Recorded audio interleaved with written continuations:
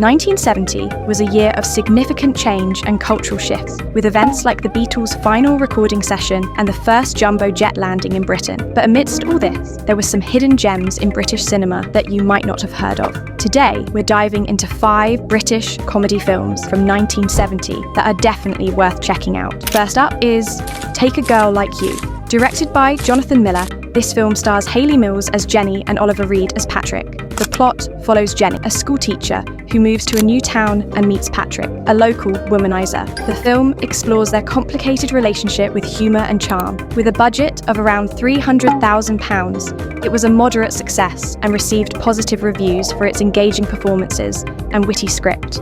Next, we have There's a Girl in My Soup. Although this film is a British-American production, it's worth mentioning for its significant impact on British comedy. Directed by Roy Bolting, it stars Peter Sellers as Robert Danvers and Goldie Hawn as Marion. The story follows Robert, a successful chef who falls for Marion, a young American tourist. The film was a commercial success, grossing over £1 million, and received mixed reviews from critics, but it remains a beloved classic for its witty dialogue and charming performances. Moving on, we have The Man Who Had Power Over Women. Directed by John Krish, this film features Rod Taylor as Peter and Carol White plays Jodie. The plot revolves around Peter, a womanizing talent agent who faces a series of comedic complications in his personal and professional life. With a budget of around £200,000, it didn't achieve significant box office success, but has been appreciated for its humorous take on relationships and the music industry. Next, we have The Rise and Rise of Michael Rimmer. Here's a biting political satire that feels more relevant than ever. The Rise and Rise of Michael Rimmer stars Peter Cook as the titular character, a mysterious and manipulative man who rises to power by exploiting public relations and media influence.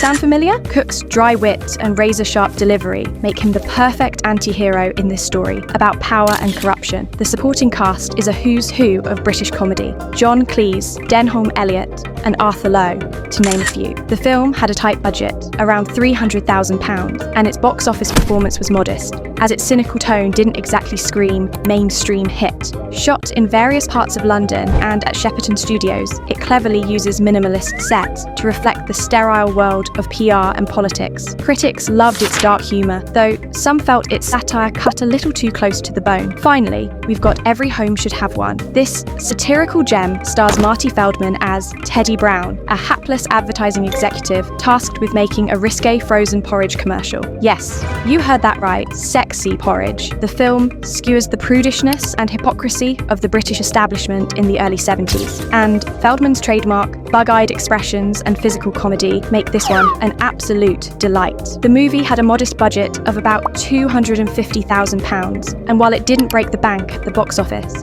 it carved out a niche as a cult favourite for fans of Feldman's absurdist humour. Filmed around London and various studio lots, the movie uses its limited locations cleverly to focus on the characters' antics. Critics at the time gave it mixed reviews, calling it cheeky but scattershot, but modern audiences will appreciate its biting satire and the way it mocks advertising culture. So there you have it, 5 British comedy films from 1970 that you might not have heard of, but are definitely worth checking out. Whether you're a fan of dark humour, romantic comedies, or quirky adventures, these films have something for everyone. Have you seen any of these films before, or are you planning to give them a try? If you enjoyed this video, don't forget to hit the like button, subscribe for more hidden movie gems, and leave a comment below with your thoughts or any other films you think deserve a shout out. Happy viewing. Terribly sorry.